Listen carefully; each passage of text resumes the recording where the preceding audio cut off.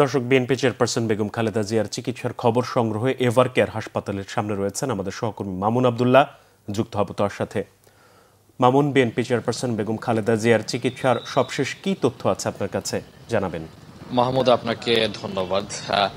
বেগম জিয়ার শারীরিক অবস্থার সবশেষ আপডেট যেটি হচ্ছে সেটি হচ্ছে তিনি আর অবনতির দিকে যাননি। গত 3 বারের প্রধানমন্ত্রী বেগম খালেদা জিয়া এখন মানুষের ডাকে কিছুটা সাড়া দিচ্ছেন, এটি হচ্ছে সবচেয়ে ভালো খবর।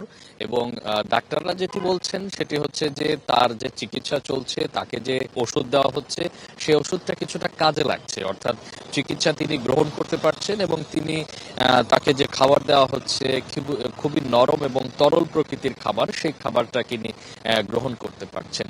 আপনাকে যেটি জানাতে পারি সেটি হচ্ছে গতকালকে রাত্রে, অর্থাৎ এই রোববার রাতে এখানে এভার কেয়ার হসপিটালে এসেছিলেন তার পুত্রবধূ সৈয়দা শর্মিলা ইসলাম। তিনি এসেছিলেন এবং তিনি সহ অন্যরা তাকে যদি ডাকছেন তাহলে তিনি সেই ডাকে কিছুটা সাড়া দিতে পারছেন, অর্থাৎ তিনি আর নতুন করে অবনতির দিকে যাননি। আপনি জানেন যে গেল রোববার নিউমোনিয়ায় ভোগার কারণে এবং কিছুটা শ্বাস প্রশ্বাস জনিত সমস্যার কারণে তাকে এভার কেয়ার হসপিটালে ভর্তি করা হয় এবং তিনি 4 দিন ধরে এই এভার কেয়ার হসপিটালের সিসিইউতে অবস্থান করছেন, নিবিড় পরিচর্যায় তিনি রয়েছেন। এবং আপনি জানেন যে তার যে কিডনি, লিভার, সিরোসিস, বিভিন্ন মাল্টি ফাংশনাল রোগে তিনি আক্রান্ত।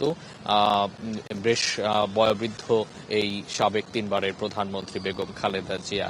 এখন পর্যন্ত আমরা যতটুকু জানতে পেরেছি তার শারীরিক অবস্থা স্থিতিশীল হলে তাকে যদি বিদেশে নেওয়ার মতো অবস্থা হয় তাহলে তাকে হয়তোবা সিঙ্গাপুর, না হয় লন্ডন, যে কোনো দেশে হয়তোবা এটি দলীয় সিদ্ধান্ত এবং পারিবারিক সিদ্ধান্তর পরেই হয়তোবা নেওয়া হতে পারে। তবে তিনি এখন পর্যন্ত কিছুটা ভালো আছেন, সুস্থ আছেন, তিনি তরল জাতীয় খাবার খাচ্ছেন।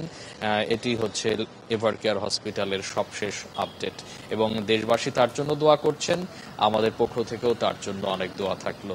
মাহমুদুল হাসান, এই ছিল আমার কাছে এভার কেয়ার হসপিটালে বেগম খালেদা জিয়ার শারীরিক অবস্থার সবশেষ অবস্থা। মামুন, আপনাকে ধন্যবাদ।